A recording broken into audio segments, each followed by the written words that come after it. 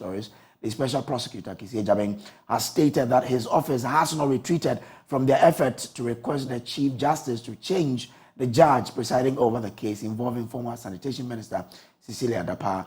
On October 12, the office of the special prosecutor accused the judge of showing prejudice against the office of the special prosecutor and the OSP's person. Consequently, the office requested Gertrude Tokonu to either have the judge recuse himself or remove him from all the cases pending before him. There was, however, confusion in court over whether the OSP had withdrawn the petition before the Chief Justice or not. Richard Kwajo was in court and gives us an account of what transpired in court. Draped in a modest knee-length dress, complemented by a pair of sophisticated glasses, Madam Cecilia Dapaah carried herself with an air of quiet confidence. She had a black handbag with a black shoe to match. Outside the court, she was sandwiched between her lawyers. This is the third time she's been seen in court.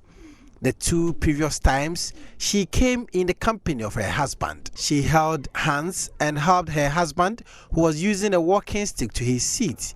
The two fixated their gaze on the proceedings.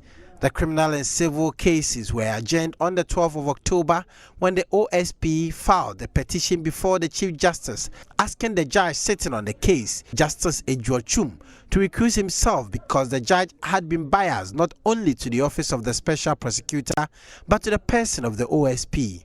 The expectation today was that a determination would have been reached by the CJ, either for the judge to continue or the judge asked to recuse himself from the case.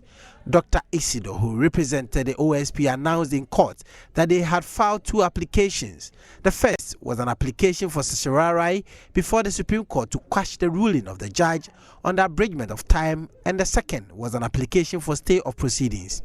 The lawyer for Madam Cecilia Dapaah, Victoria Bath, responded, but first wanted to seek clarity from the judge whether a decision had been made on the petition before the Chief Justice.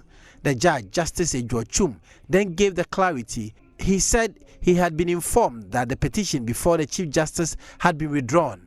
Victoria Bath noted that the back and forth by the OSP is an orchestrated plan by the OSP to delay or flee the hearing of his own application, which is causing incalculable injuries to Madam Cecilia Dapaah and infringing upon her economic rights. She noted that the OSP's press release on 16 October 2023 announcing that it had unfrozen 5 bank accounts of Madam Cecilia Dapaah was empty. She maintained that the only bank account that Madam Cecilia Dapaah has is what is on the application before the court, and they don't know any 5 bank account the OSP is referring to as accounts that are not tainted, and to single-handedly unfreeze those bank accounts.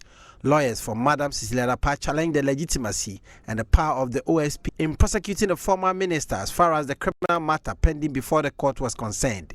Victoria Bath noted that the offense in the charge sheet is not one that the OSP has the mandate to prosecute, and even if he did, he has not produced the authorization of the AG to prosecute this particular offense. It is also their submission that the power of the AG cannot be inferred from Section 4.2 but must be tangible and visible for the court to see. Counsel for the OSP, Dr. Isido, then signaled that he had an indication that the OSP has not officially withdrawn the petition. The two parties then went into the judge's chamber, and the judge, after 5 minutes of adjournment, announced that the OSP says he has not officially withdrawn his application. The matter has been adjourned to the 25th of October, where the application for stay of proceedings would be heard.